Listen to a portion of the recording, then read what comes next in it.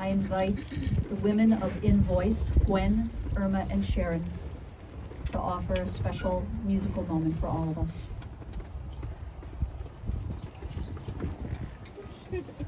Got you!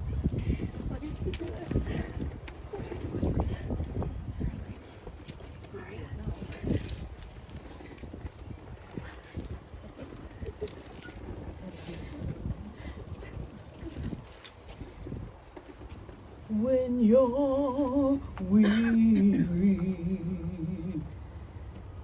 and feeling small, when tears are in your eyes, I will dry them all. I'm on your side. Oh, when times are rough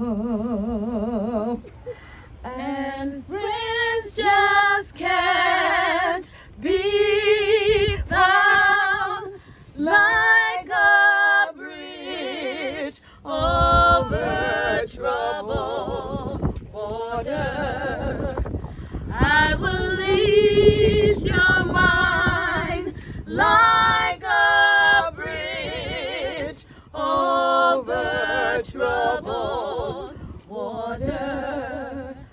I will lay me down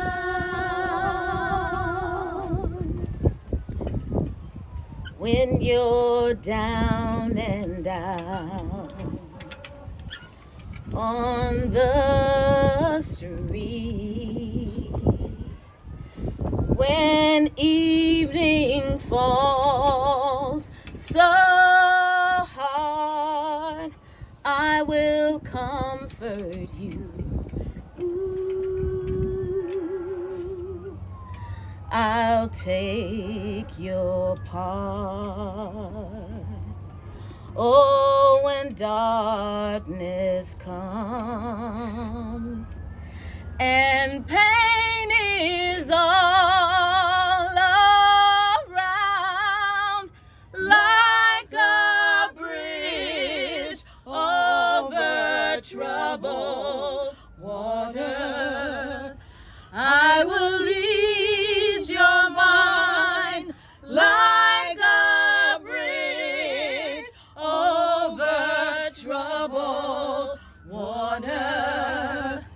I will lay me down like a bridge over troubled waters. I will ease your mind like a bridge over troubled water. I will lay me down like a bridge over troubled water. I will ease your mind.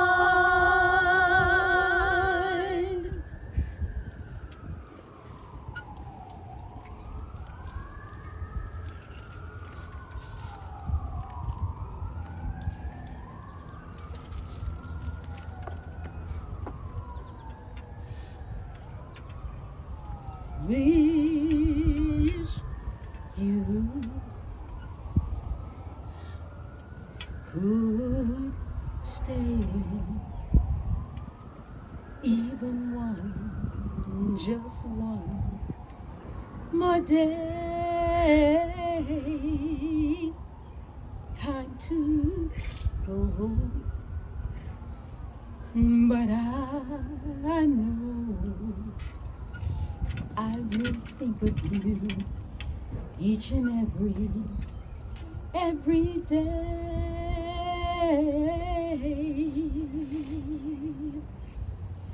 And I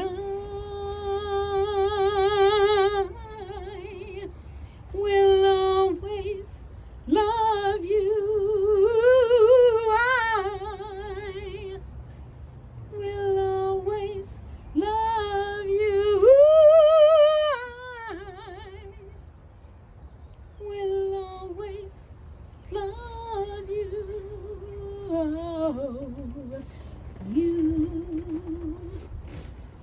my darling, bittersweet memories.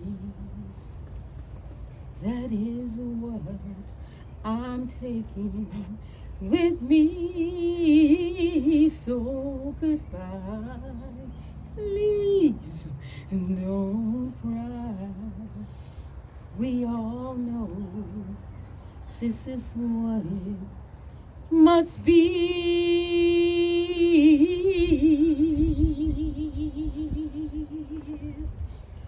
And I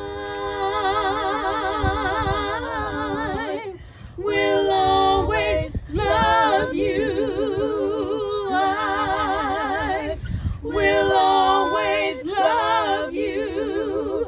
I will always love you. I will always love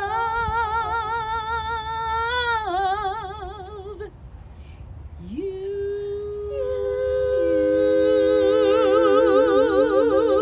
Will always love you.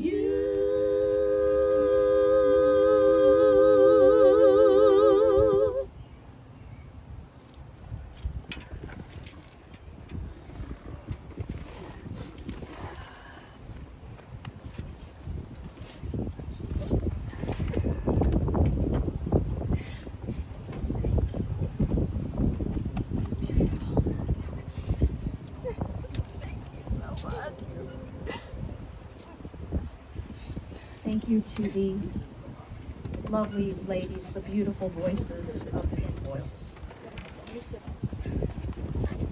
Mizmor LeDavid, Adonai Ron lo echsa, binot shayar b'tzeli al memnuchot yanach aleini, nafshi yishover. Yanacheni b'magle tzedek למען שמו, גם כי הלך בגיצור מוות, לא ירא עלי כי אתה עמדי, שבטך ומשענתך המה ינחמוני.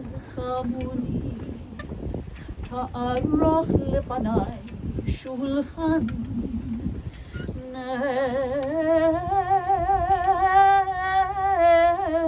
נגד צוריריי, גישנת בשמן ראשי וסירי ויד, אך טוב וחסד ירדיפוני כל ימי חיי, ושבתי בבית אדוני לאורך ימים. Friends, I've chanted for you the words of our 23rd Psalm. In seeking comfort in this most difficult hour, we often turn to the psalmist, and so I invite you to recite these words with me. The Lord is my shepherd, I shall not want. He maketh me to lie down in green pastures. He leadeth me beside the still waters. He restoreth my soul. He guideth me in straight paths for his name's sake. Yea, though I walk through the valley of the shadow of death, I will fear no evil, for thou art with me. Thy rod and thy staff, they comfort me. Thou preparest a table before me in the presence of mine enemies. Thou hast anointed my head with oil. My cup runneth over. Surely goodness and mercy shall follow me all the days of my life, and I shall dwell in the house of the Lord forever. In the rising of the sun and in its going down, we will remember him. In the blowing of the wind and in the chill of winter, we will remember him. In the opening buds and in the rebirth of spring, we will remember him. In the blueness of sky and in the warmth of summer, we will remember him. In the rustling of leaves and in the beauty of autumn, we will remember him. In the beginning of the year and when it ends, we will remember him. When we are weary and in need of strength, we will remember him. And when we are lost and sick at heart, we will remember him. When we have joys we yearn to share, we will remember him. So long as we live, he too will live, for he is now a part of us as we remember Bennett Kest. To his daughters, to Chelsea and Sarah, and his son-in-law Jordan, his sisters Jody and Pam, and his brother-in-law Jeff, to his granddaughter, sweet little Braylon, and to you, Lisa, and to so many members of the family and countless friends who have gathered here today, and those who were not able to gather with us. Today we come together, joining our hearts as we remember, but also as we find the strength to celebrate the life of your beloved Bennett. Our sages have taught us that birth is a beginning and death a destination, and life is a journey from childhood to maturity, from youth to age. Birth is a beginning, death a destination, and life is a journey, a sacred pilgrimage to life everlasting. In thinking about Bennett's journey, we recall that he was born on February 16th, 1959, to Sheldon and Marjorie Kest. The oldest of three children, Bennett, along with his sisters Jody and Pam, grew up in University Heights on Washington Boulevard in a happy and loving home. From his very first breath, Bennett was taught by his parents that nothing is more important or more valued than family. If my remarks today were condensed into one sentence, it would be this: nothing was more important to Bennett Kest than his family. He enjoyed a special and unique bond with his father, Shelley. From the time he was 5 or 6 years old, every Saturday morning, Bennett would wake up early and go out for breakfast with his dad, and from there the father-son team would travel to Dean's Supply, and then they'd continue on to the Rocky River beverage store where Bennett would work side by side with his father every Saturday until he was 14 years old. It's here where Bennett learned certain skills. He learned how to fix things and build shelves. He learned how to make a living. He learned the value of putting in a solid day's work. More importantly, Bennett learned from his father the value of a good work ethic and how to speak with people, how to treat people. His mom, Margie, was Bennett's biggest fan. As a youth and teen, she would cheer for her son as he played baseball. And while they enjoyed a sweet and loving relationship, his mom, poor Margie, was the recipient of some of Bennett's greatest pranks. There was a time when Bennett and Pam were driving around in the car. I think it was in your teen years. And one of you happened to spot that your mom's car was in the May Company parking lot. Remember the old May Company at the corner of Cedar and Warrensville? Well, one of them, Bennett or Pam, happened to have an extra set of keys on them, which included their mother's car keys. Bennett thought it would be funny. Actually, he thought it would be a great idea to move his mom's car to a completely different area in the parking lot. As Pam and Bennett waited in the car for their mom to exit May Company, they laughed so hard in anticipation of how the prank might play out that they both ended up crying in tears of joyful anticipation. He was a bit of a prankster. When Bennett was in 10th grade, his family moved to Highland Heights. Over the years, he would enjoy sharing with people that he attended Cleveland Heights High School for one whole day before beginning his high school career at Mayfield High School. He competed on Mayfield's baseball team, and he played trumpet in their marching band. And with his strong, clear voice, he performed with a local ensemble known as the Troubadours. Throughout his teen years, Bennett also remained very involved in his Jewish youth group activities with BBYO. Bennett was not one for violence. He was a gentle soul. But there were a couple of moments where he just could not stand by and be complacent. He was never a bystander, always an upstander. And Pam shared two moments that her mom relayed to her about Bennett. was one story that while Bennett was in high school, Bennett had a friend, and some group of kids were making fun of this friend. We think it was an anti-Semitic situation. It was all happening in the library, and this bullying began to escalate. Bennett could hold back no longer.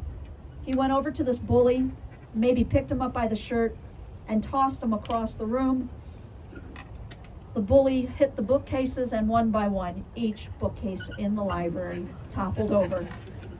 Of course, Bennett was expelled, but the story goes that his mother was so proud of him for standing up. Another moment was, I believe, when he was still in high school. Bennett was about to enter a convenience store somewhere on Mayfield Road, and outside of the store, he saw an older man being mugged. He rushed in, physically removed the criminal, and rescued the elderly man. Now, following his high school graduation, Bennett attended Ohio State University for a short time. He returned to Cleveland, and he married his high school sweetheart, Bobby Shapiro.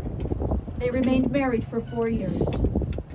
Sometime after that, he moved to Hawaii, where he lived and worked for a few years, and even though here he was, living in paradise, Bennett, a family man, really missed his family. He missed his parents, he missed Jody and Pam, and his parents came to visit him in Hawaii, and this visit led to one of the greatest days in his father's life, because it was one of these days in Hawaii where Shelley said to his son, "I want you to join forces with me. I want you to work with me at the Hausman Company." And Bennett said yes, and this brought both Bennett and his dad a lot of joy. Growing up in University Heights, the Kest family lived just 2 doors down from the Schieber family.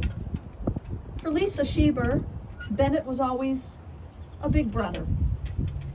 But sometime after Bennett moved home from Hawaii, Bennett's mom ran into Lisa. She started to talk to Lisa, maybe asked her if she was seeing anyone. One thing led to another, and Margie decided that Bennett and Lisa needed to reconnect. "Lisa, he pursued you, and you told me that as you were getting to know this young man, he shared his life experiences with you. You also feel that he made you the woman that you are today. You married on October 9th, 1988. And when Chelsea and Sarah entered into your world and Bennett's world became so much better and so much brighter. Lisa, while the marriage did end in divorce, you and Bennett worked hard to maintain a very special relationship over these years. And we know that there was always still love in your hearts for each other. Jody, you and Bennett bonded through your athletics and sports. And when your mom was pregnant with your sister, Bennett instructed his mother. He was 7 years old, and he said to his mother, "If you don't come home with a brother, don't come home at all." Jody, your mom was terrified. She was terrified to come home with you, Pam. But Pam, as you remarked, the story goes that when you came home, your big brother picked you up, and he never put you down. He loved you, and you all got closer and closer as you grew older. Jody and Pam, who we're going to hear from in just a moment, both shared with me that they could not have had a better brother, that this was a brother who would do anything for them. And while, with you, Jody, especially, the two of you were competitive, you knew he was always your biggest fan and supporter. And Pam, well, you might not have had the athletic competition, you felt his love and support every day. Bennett's greatest treasures, of course, are sitting before me. His girls, so in love with Chelsea and Sarah. From your very first breaths, girls, you captured his heart. He loved you, he taught you about life, he took you to every sports game, taught you how to play baseball and football and basketball. He made igloos with you, took you sled riding. He was a hands-on dad in all ways, not just in the rough and tough ways with the sports, but he helped you with your homework. He'd read books to you at night. He loved to brush your hair for you. And his granddaughter, this beautiful little princess who's sleeping through this ceremony, is Braylon. Bennett was completely smitten. And I look around, hundreds of you, your friends, about Bennett. He treasured you. And you treasured him because you knew him as someone who was loyal, trustworthy, caring. Wherever you were, he was the life of the party. He made friends so easily wherever he would go. And whatever you needed, you know he'd be there for you. He was a devoted, lifelong friend to many of you, whether he knew you from Raymont Road or Mayfield High School. And as he was loyal to you, I know that you were always loyal and there for him. You know, as our friends from In Voice were singing just a moment ago, A Bridge Over Troubled Water, I couldn't help but think, Bennett was sometimes that troubled water. But many times when you were feeling troubled, he was your bridge. He was the one who connected you from maybe the difficult place you were to the better place you were going. He could be your bridge over troubled water. Whether you were his in-town friends or the friends that the family would go to visit, he loved you all. He knew you all to be genuine, true friends. And for Bennett, you were his brothers. Bennett practiced what we call in Hebrew the act of tikkun olam, that is giving back to our world, repairing our world in this very broken world we live in. Bennett went above and beyond. He dedicated many years to big brothers, and he met his little brother, Tony, when Tony was just 7 years old. Now, Tony, I hear, is nearing 40. Where are you, Tony? Almost 40 years old, right? Yeah. He stayed in touch with you over all these years. You yourself, the father of 5. Yeah. And I know that this man had a very special, very big, positive impact on you throughout your life. He was blessed to have you, and you were equally as blessed. Bennett also was a generous supporter and friend of the Israeli Defense Force when he went to Israel. A highlight for him was visiting and meeting with soldiers over there who defend the land of our people. And Bennett, I would say, was a true Renaissance man with so many wide-ranging interests. He played golf. He loved poker, season tickets to all sports, including Ohio State games. He loved to camp. He was an outdoorsman, took so much pride in his landscaping. He would take the before pictures and the after pictures. I'm sure many of you have seen them. He loved to cook, especially if it was for Chelsea and Sarah. And he loved to sing. He loved to sing. He loved gospel music. He loved that soulful, coming from the heart sound and feeling. Not only did he love to sing with the troubadours, but I learned just the other day that he was quite the karaoke artist. There's a story, I hope I get this right. There's a story about Bennett and a friend at the House of Blues. They were there for a concert a few years ago, and before the concert started, in another room, there was a karaoke machine going, and people were in there talking. Maybe a couple people were singing, but no one was really paying attention. Just a lot of loud talking and goings on. Bennett went over to the microphone, took the mic in his hand, and he started to talk to the crowd. He's just schmoozing with the crowd. And then he started to sing. And then he would talk some more. And then he sang some more. And finally, the main concert was about to start. And as Bennett was in this concert, people were coming up to him, toasting him, congratulating him. Apparently he had a great singing voice.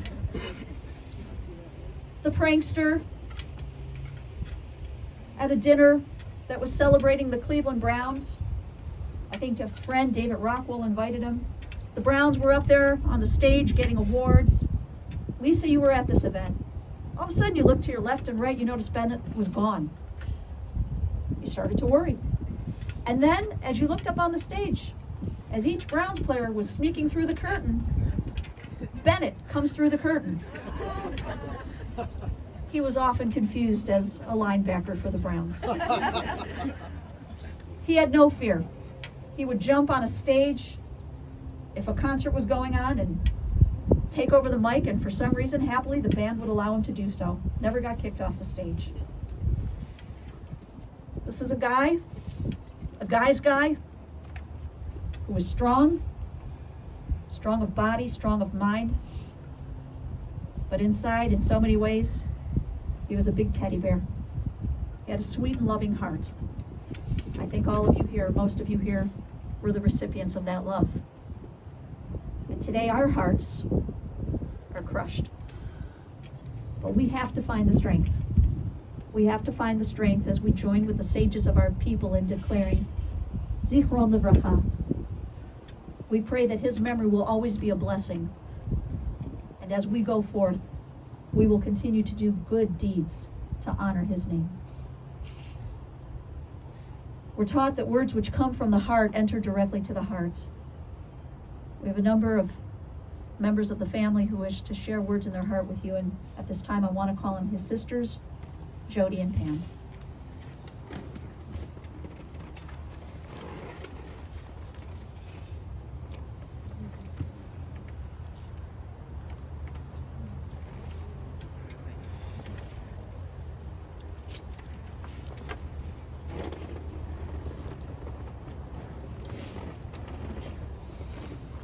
Anybody that knows me knows that Bennett has always been my rock.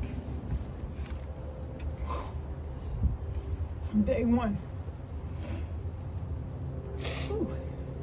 He always had my back and was always my biggest fan. Our relationship as brother and sister was always very unique and very special. As we were kids, we were so competitive in everything we did. If we played cards or we played sports, there was always a loser and there was a winner. If we lost, you had to buy him a Coke. If you lost, you had to rub the person's back for a massage. But the worst part was we had to go tell our dad who won and who lost. And neither of us wanted to tell them that we lost. He took me everywhere as a kid. Every sporting event you can imagine. When we were in Cleveland Heights, University Heights, nobody would let a girl play with him.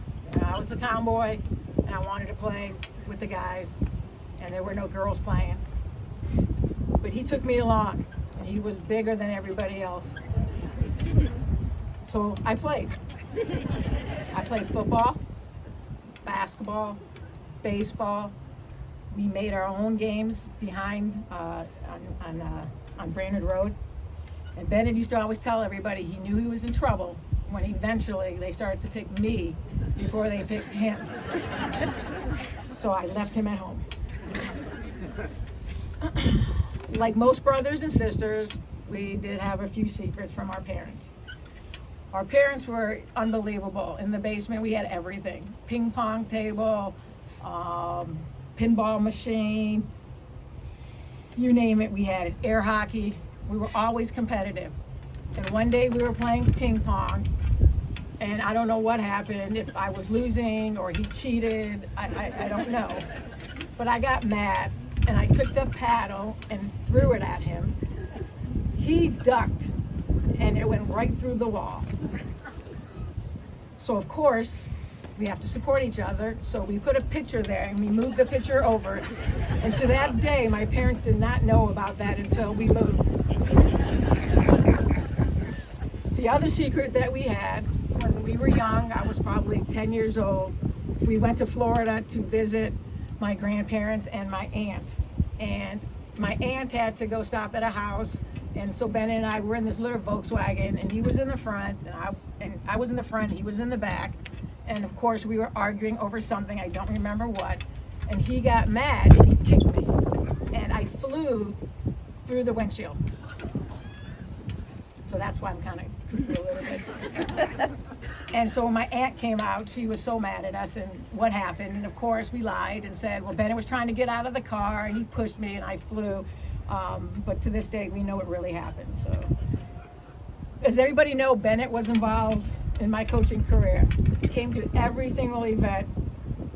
One time he traveled with our team, we went to Hawaii, and finally we had an evening out, and I took my whole staff, and Bennett, and Bill Morgan, who was our radio guy, and we let the players go wherever they wanted to go. Here's the money, y'all have a good time. We went to this really nice Japanese steakhouse, and to my left was my brother, and to my right was a lady named Barb, and she was one of our biggest supporters in my very beginning at Akron. And she was a big Michigan fan, and Bennett was Ohio State. And in the middle of all this restaurant with people and this booster who really gave us a ton of money, they are arguing back and forth over Michigan and Ohio State. I'm kicking him underneath the table. Bennett, you're losing me $10,000. Would you please shut up? Like, stop arguing with Barb. Just, and they did not stop. She's yelling about Michigan and Ohio State. So that was funny. He took me to every event. Indians, baseball, football, you name it. If I needed tickets for my staff, all right, he got us tickets. He was the most generous person that you've ever met. He never expected anything in return. As everybody knows, Bennett loved collecting items, especially golf balls that were signed. So the two stories I have, okay, which I have many, is I always wanted to see Michael Jordan play. And I wanted a good seat. And that was when he was with the Wizards. So we were right behind the basket, and there's Michael Jordan to the right. And all of a sudden, I know this young man who's coming up, who's good friends with Michael Jordan, who I had seen play when he was 16 years old. I said, Bennett, you have your golf ball with you? Because I know you always have a golf ball and a pen. He goes, yeah. I go, see this young man that's walking up right now? He's going to be pretty good in the NBA. He'll probably be the #1 pick in the NBA. So you may want to get out your pen. Okay. And he's like, who's that? I said, LeBron James. All right. Now, to this day, he always said he knew that it was LeBron James. But I'm telling you, he had no idea. And then the second one was, I was a coach for many years, and I was going to coaching clinics. And Pat Summitt was one of the best women's basketball coaches in the country. And I went to do a clinic, and she was there. We talked. And, of course, I went and got a Tennessee golf ball. And I went in line, and everybody's signing the autographs for her book, which I did as well. But I said, do you mind signing this golf ball for my brother? And literally, she's looking at me like, this is the first golf ball that I think I've ever signed in my life. And I brought that back to Bennett, and he was so happy. Bennett lost a bet with me one day, and the bet was against the Browns. And whoever lost the bet had to pay a round-trip vacation anywhere that they wanted in the country. And one day, being Bennett and being as nice as Bennett was helping some lady at La Plaza fix something.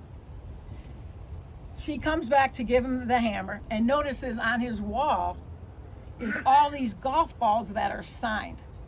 And so she asks him, do you like golf? And he goes, I love golf. She says, you'll have to pay for them, but I can give you 2 tickets to the Masters. And Bennett was like, I'll take that. So on our trip, the one that he owed, was one of the best 4 days of my life. To be able to go with my brother, play golf 2 days down there, and then to go watch Tiger Woods and Phil Mickelson and bond for 2 days, it was so special. But he didn't expect anything from that lady when he went to help her. That was just Bennett. He was just very generous, and that was just awesome for me. Took me to Hilton Head with his family. Alrighty, we drove in the car. We spent some quality time there. Last summer, we went to Pinehurst. Okay, I was living in North Carolina. Had an opportunity to go to Pinehurst and play Pinehurst 2. So anybody that knows golf, we went to the Masters together. We're at Pinehurst 2. Alrighty, who does that? And who does that with your brother? Alrighty, I was the luckiest sister in the world. But my favorite trip was when we took a 10-day golf trip. I was so proud of Bennett. He was living with me. I was so proud of where he was coming. And I said, let's do this 10-day golf trip, and we're going to start in Orlando, and we're going to go golfing, and then we'll end in South Beach. We'll go see Mom and Dad. I have a book if anybody would like to see that tonight. It's one of my favorite books. Shows the pictures of everything we did from the beginning to the end. There was also a time when he lived with me, if you know Bennett, came in one day and he said, hey, Jody, is it okay if we have a dog? I said, you probably already have the dog? He says, yes, I do. I have Izzy. And he said, it's better to ask for forgiveness than to ask for permission. And, Izzy and I, we drove down here together for 15 hours. It was just absolutely awesome for her to be part of my life. Our goal eventually was to get to Florida, and I bought this most beautiful home in Florida. And if you know my brother, he did an amazing job. The landscape is absolutely beautiful. He decorated the inside. He did the landscaping. It looked so beautiful. And this was his thing. He just wanted to make me happy. okay, and be part of my life. And Bennett was starting a brand new life in Florida, a new girlfriend, Kelly, a beautiful new home, a new start, and we did not expect this to happen. My heart is so broken today. I'm still in shock. My best buddy is gone. Today, a part of me is lost, but our memories will last forever. I am blessed to have spent 59 years with the best brother ever, and my hero. Bennett, as I used to call him, Big Ben, I will love you forever. So now I have to go after that? Yeah. You'll be the best. No. Well, before I begin, this past couple weeks, Jody and I have been with Chelsea and Sarah a lot, and the girls said, you know, our dad, when he dies, he really wanted a gospel choir to sing. And I'm like, what? And they said, our dad wanted that. And I said, okay, well, we're not having that. I don't know any gospel choirs. But I did that for you. We did that for you girls. And then I just want to tell Bart that we have to stop meeting like this. Please. Can't come back here. Okay. That Bennett, he always has to do things his way. Someone as special as Bennett can never be forgotten. Even when you're mad at him, you still love him. And to know him is to love him. He had many faults, as we all do, but his heart was so big and full, it's hard to stay mad at him long. He was my big brother, my one and only. For everyone here that never met him or didn't know him well, imagine a big, handsome teddy bear with a smile to light up a room. My brother loved music. He loved listening to music, making music, playing music. He could play the piano just by listening to a song. He played the trumpet, and I hope you're playing the trumpet right now with Mom and Dad. Although I don't think they were expecting you quite yet. I know that they will love your company and take good care of you. Bennett's life was great, but it wasn't always good. Unfortunately, he dealt with a few inside demons that most people could not see. But over the past 6 years, I really got a chance to see the real you. And I was so proud of you. You overcame so many obstacles. And I was so proud to be next to you during them all. He wanted me to come to some of his meetings. And when he wasn't bullshitting, and he was good at that, he was very sweet and very sensitive guy. He lit up the room when he spoke. He always had the floor. And when he sang, he always had the stage. Bennett's love for the Browns, the Cavs, the Indians, the Buckeyes, the golf courses, the poker room, the women, his friends, was big. But nothing meant more to him than my parents, my sister, and me. But even more than us was Lisa, Chelsea, Sarah, Braylon, and Isabella. He loved them more than his own life. He loved them more with nothing but love. He was so proud of all of them. I know his light will always shine so bright through all of you. And if you ever play roulette, make sure you play his favorite numbers, 16 and 20. It's their birthdays. I know. And if you win, think of him. I also want to thank his new friend Kelly and our new friend that he met in Florida about 6 months ago. I'm so grateful that he had a person to share his last few months together. Bennett told me that when he saw her, she had a sad look on her face and he asked her to dance. She said yes. And even though that was a hard day for her, he told me what a great time they had.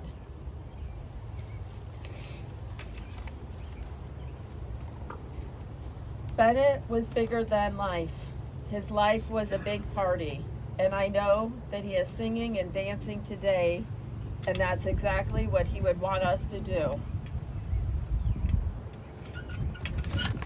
I will always miss you. Rest in peace. Have fun with Mom and Dad. I'm so honored to be your sister. And I'm so honored to have another angel watching over me and my family.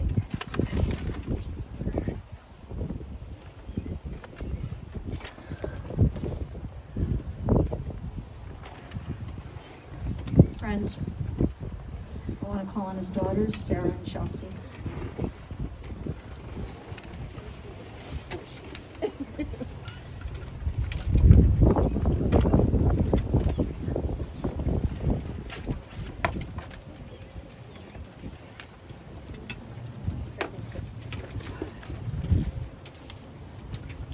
Dad, I can't believe we are here right now celebrating your life. Truthfully, no one thought this day would come for another 30 years. We love and miss you so much. You can't even see. Since day one, you've always been there for the both of us. Shown us how to love. Shown us how to love and be loved, have a good time, karaoke like no one's business, dance, and live life to the fullest. A few weeks ago,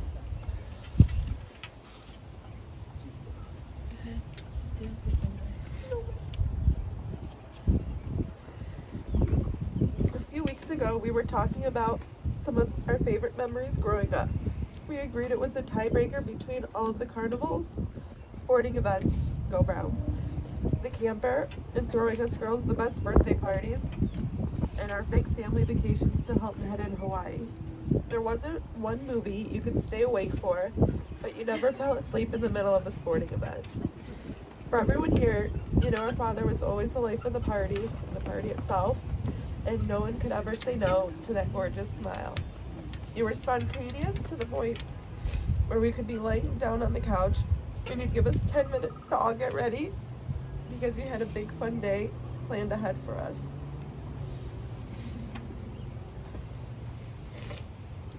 Just to name one time, you came home with a new car. It was a 68 or 69 Oldsmobile Royale convertible.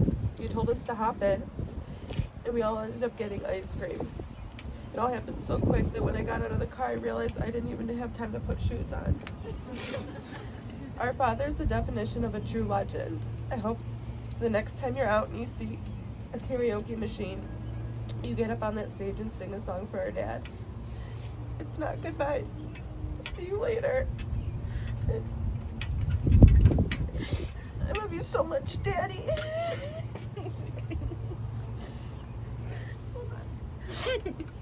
Or as he wanted to be called, Big Papa. Yes, yes, yes.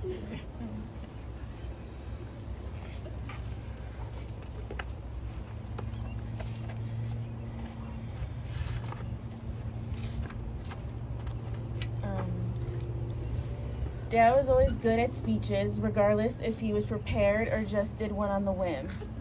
So as you all know, I'm gonna do my best to tell you what kind of dad he was to us. I waited last minute to write this because writing it just meant that this is all happening. But I know he wouldn't want to talk about anything sad or just talk him up a bit. There was never a time I felt out or didn't have a fulfilling childhood. My dad was always there. He was one of my t-ball coaches. He practiced with me, throwing baseballs outside, shooting hoops, there's cheerleading, and teaching us girls how to drive when we were 10 on the golf cart. But just one time in the car with him for driving lessons, I was done. Mom had to take over. Later, when my parents took over the camper from my grandparents, that was our weekend summer spot. Dad would still golf in the mornings and find us at the lake in the afternoons. And half the time he would join us with his folding chair, swim trunks on, a cut-off shirt, his big cigar in his mouth, and his bandana around his head. For those 6 months, we basically spent every weekend together. And I know how lucky I am that we were able to do so. Dad was always so supportive of Sarah and I. When I played girls rugby in high school, I told my dad, I'm the son you never had. And he loved watching me tackle other girls. I don't know if he knows this, but I overheard him talking with a friend or acquaintance, I just don't remember. And he was just lit up explaining how I tackled this girl and how I was such a beast and all this stuff, and I felt like I made him proud, and that feeling is something a daughter always desires from their dad.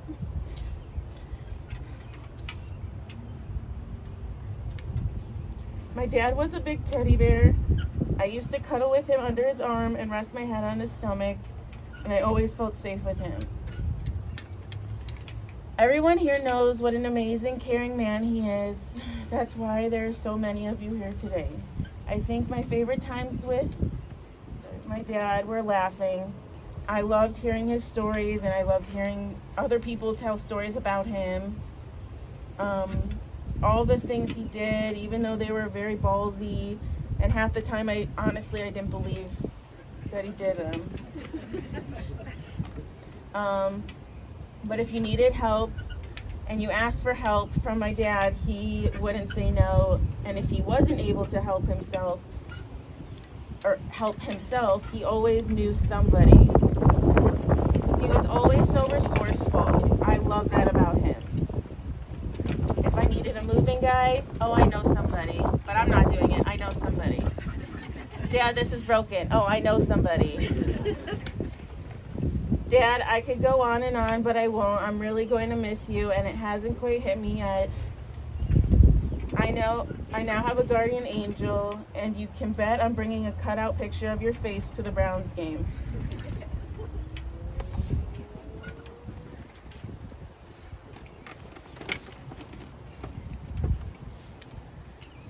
Last, I want to invite Bennett's friend, Lane Schlotzel, to share some memories with us.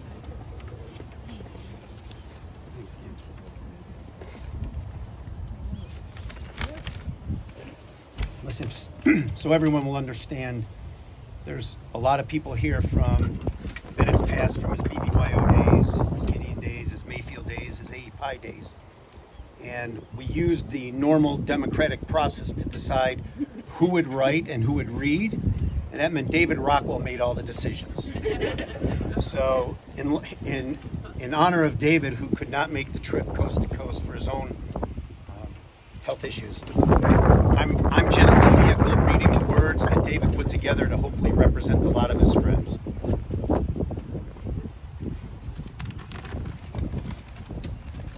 I wish it could be in Cleveland with all of you, family, friends, Jody, Pam, Chelsea, Sarah, Lisa. I'm so sorry for your loss. Bennett always spoke highly and so proud of each of you. We all of us, met Bennett about 47 years ago when his family moved to Highland Heights in the Mayfield school system. Bennett and I, meaning David, but that represents everybody, were 15 years old. Maybe I was 14. We met playing football in AZA. Bennett was really good. No one could tackle him except Teddy Barr, and I saw Teddy's here as well. Mayfield and Gideon AZA, where our brotherly love and friendship began. We listened to Meatloaf and Genesis, and this was the beginning of his love for music. 1974, Bennett loved driving his dune buggy. This was the beginning of Bennett's kingdom, and then started smoking cigars and having a great day every day. Bennett loved his sports teams. You might say Bennett was a die-hard Cleveland sports fan. Bennett then became a huge OSU fan. He actually had a tryout, a walk-on the OSU baseball team. And we all remember, of course, the Buckeye convertible. Bennett threw darts like his father. He was good. He could hit any color balloon at a carnival. Bennett was a great diver.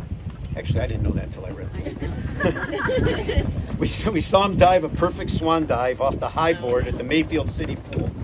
I would have loved to have seen that. Bennett loved music so much. He was a great singer, dancer, and enjoyed doing the karaoke, especially Motown. And as was mentioned, some of us are still around from that troubadour group.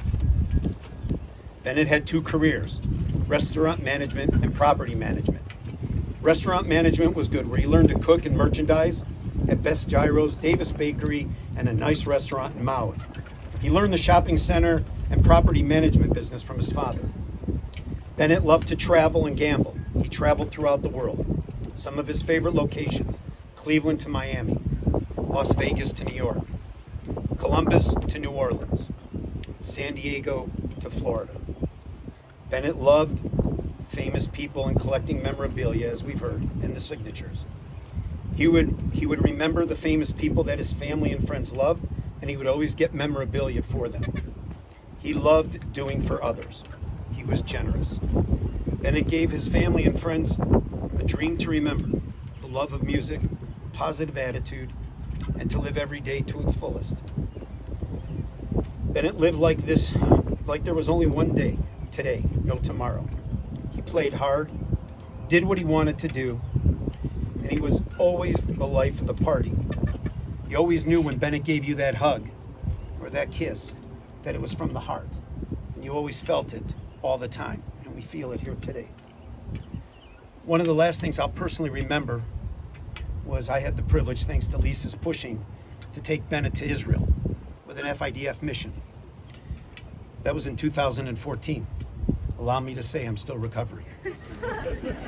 Thank you for the memories, Bennett. We love you. Thank you.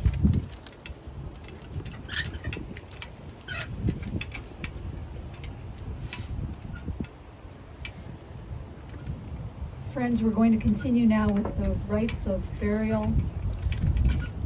Let me just share a couple brief announcements. If anyone is wishing to make a contribution in memory of Bennett, the family has suggested that you might consider either the Friends of the Israeli Defense Force, also known as the FIDF, or the Lane Purcell Hospice House of the Cornerstone Hospice, located in Sumterville, Florida. Also, friends, the family is going to be receiving visitors at the Nuevo Modern Mexican Restaurant located at 1000 East 9th Street. That's 1000 East 9th Street in Cleveland today, beginning at 1 o'clock. And at this gathering, we hope that many of you will find a moment, find a way to share more special memories and stories of your beloved friend.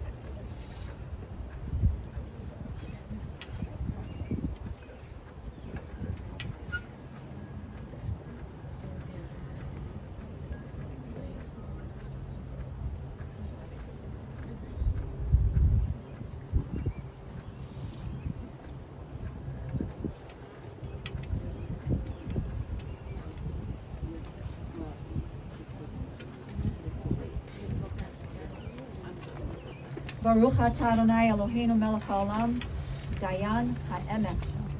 Praised are you, Adonai, our God, the righteous judge. Adonai Natan, God has given, now God has taken away. Still, we bless the name of God.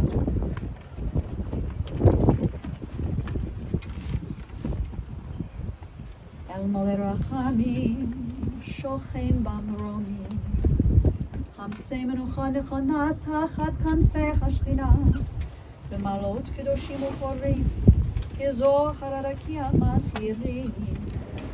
את נשמת בנימין בן שמואל ומלכה, של היה לעולמו בגן עדן תחי מנוחתו. ענה בה הרחמים אסתירהו בסתר כנפך לעולמים, וצרור בצרור החיים את נשמתו. אדוני הוא נחלתו, וינוח בשלום על משכבו, ונאמר Amen. O merciful God, who dwells on high, who is full of compassion, grant perfect rest beneath the shelter of your divine presence among the holy and pure, who shine as the brightness of the firmament. To our dear departed Bennett Kest, who has gone now to his eternal home, may his soul be bound up in the bonds of eternal life. Grant that his memory inspire all of us to noble and consecrated living. And to this we say, Amen.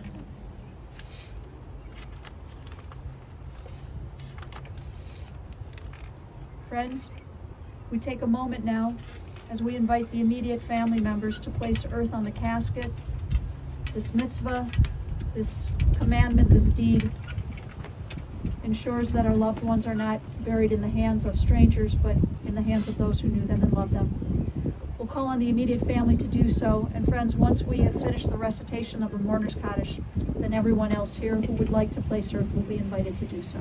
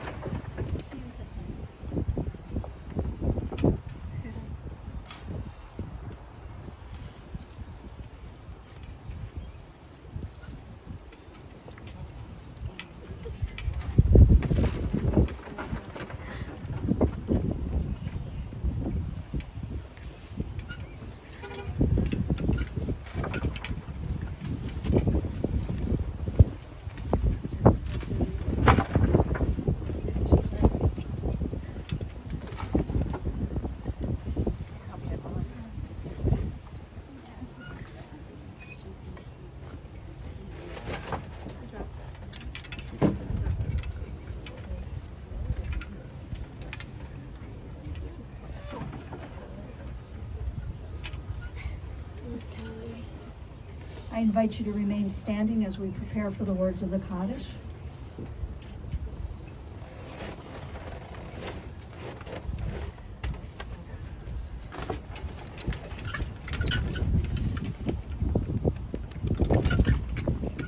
We recite these words together. Friends, you're going to say the Kaddish. Say the words of the Kaddish now. Does anybody need a card? There's Hebrew on one side and the transliterations on the other side. We now recite these words together as we say, Yitzgadal v'yitzkadash shemei rabah, v'alma divra v'yirtei v'yamlich malchutei, v'chayehon u'vyomechon u'v'chayeh d'chol beit Yisrael, ba'agala u'vizman pari v'yamru amen. Yehei shmei rabba mevarach le'olam olamei almaya. Yitbarach v'yishtabach v'yitpa'ar v'yitroma v'yitnaseh v'yitadar v'yitaleh v'yitalal shmei dekudasha b'richu le'ela minkol berchata v'shirata tushbechata v'nechamata damiran b'alma v'yimru amen. Yehei shlama rabba min shemaya v'chayim aleinu v'al kol Yisrael v'yamru amen. Osei shalom v'imromav v'yasei shalom aleinu v'al kol Yisrael v'yamru amen. We pray that God, who makes peace in a high place, will send peace and comfort to you, the mourners, to Israel, and to all humankind. And to this we say, amen. We'll take the shovel and you pour it on the Can we ask friends to make a path for the family return to their cars.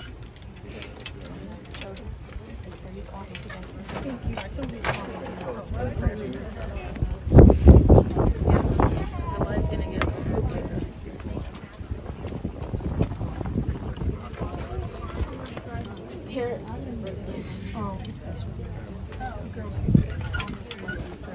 Thank you very much.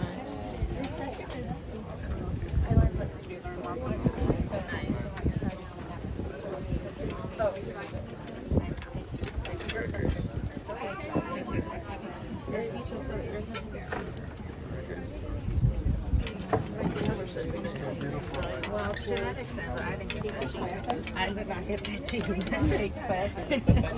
Really? Yeah, I do public speaking. I did that once and I still don't like speaking.